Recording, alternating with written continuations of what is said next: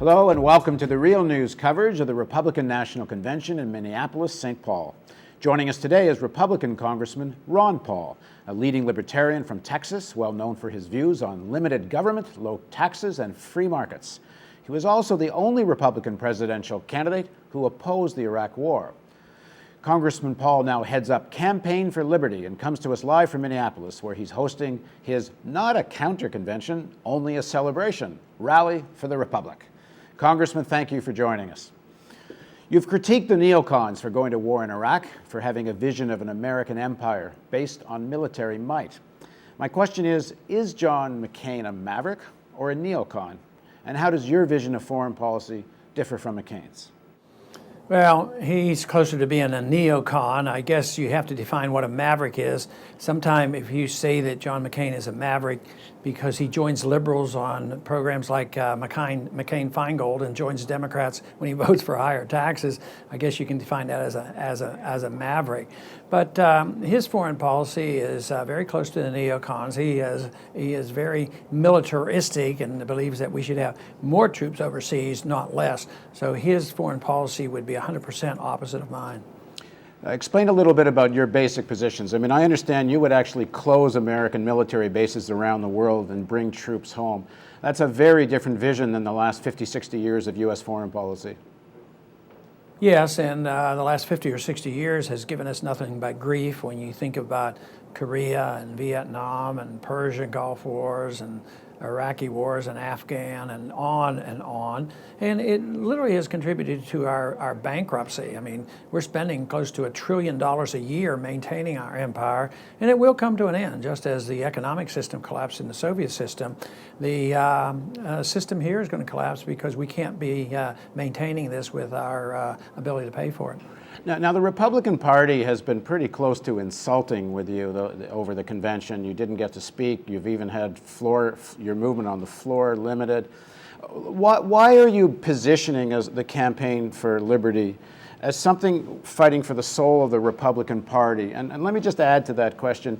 There's millions of Americans that would agree with you on your foreign policy point of view, on your issue of defense of civil liberties within the Constitution, but who don't agree with you on smaller government and some of your domestic economic positions. Isn't there a much broader front to be had here than within the Republican Party? Oh, sure, but they have to come together for the one issue. Some who would be considered liberals that say they like my position of limited government on civil liberties and less intervention overseas have to realize that that kind of force that they object to is the same kind of force that's used illegitimately to redistribute wealth in a socialist welfare system. So it's my rejection of the use of force to police the world or to run somebody's personal life.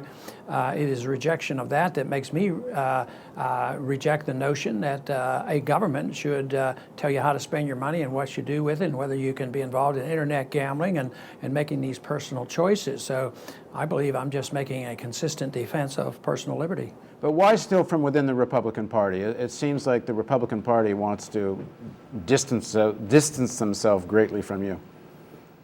Yeah, that is true. It's because Republicans profess to believe more closely to these views than, say, the Democrats do. And I guess it's a practical thing. I've been a 10-term Republican congressman, so I've remained a Republican congressman. So the vehicle is the use of the Republican Party. But if there's a true revolutionary spirit going on in this country, and I believe it is, it will affect all the political parties and all levels of government. So we're hoping to affect change everywhere. But currently, one of the practical things that we're doing is working within the Republican Party, but there's nothing sacred about that, and others chose not to work in the Republican Party, but so long as they're true to these principles, it doesn't bother me very much. What do you make of the McCain's choice of Palin? It turns out that Palin, in fact, was not against the Bridge to Nowhere project. That seems to be rhetoric, and in fact, she took the federal money, just decided not to build the bridge because it was costing too much. What does this tell us about McCain's decision-making?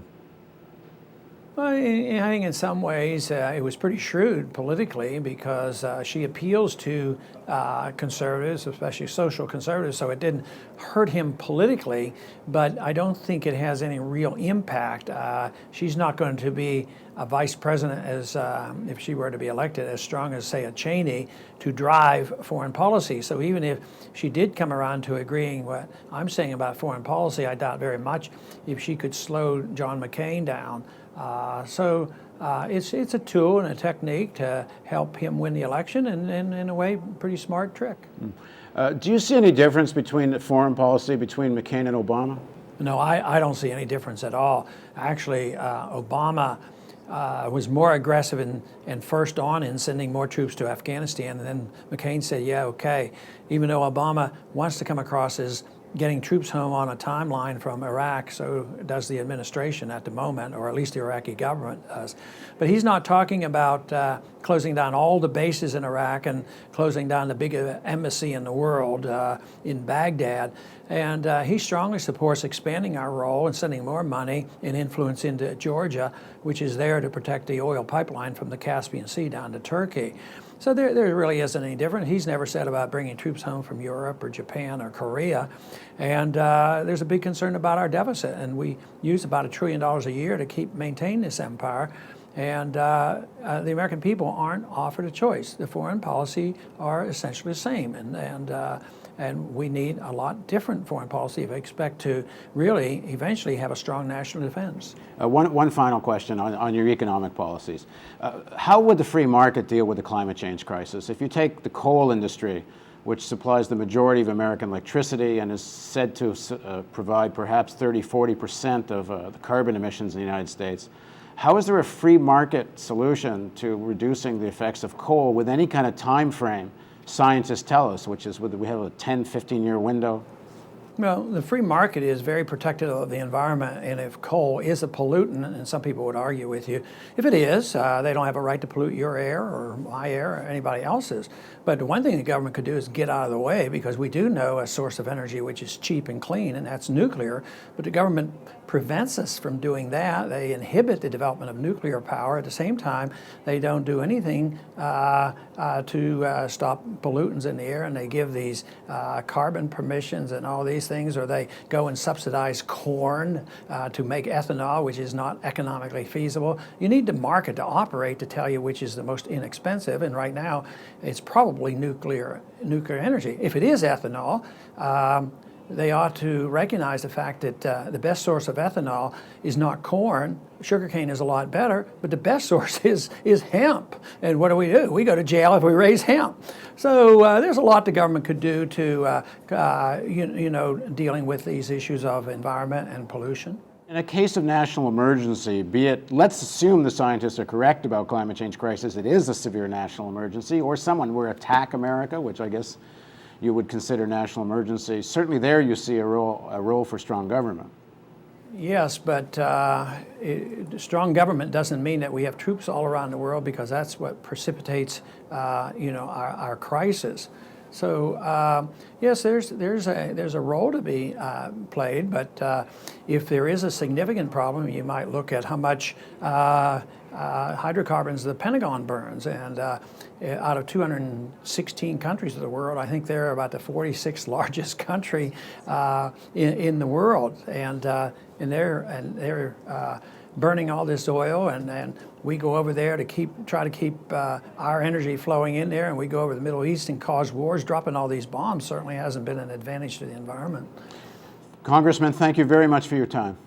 Thank you.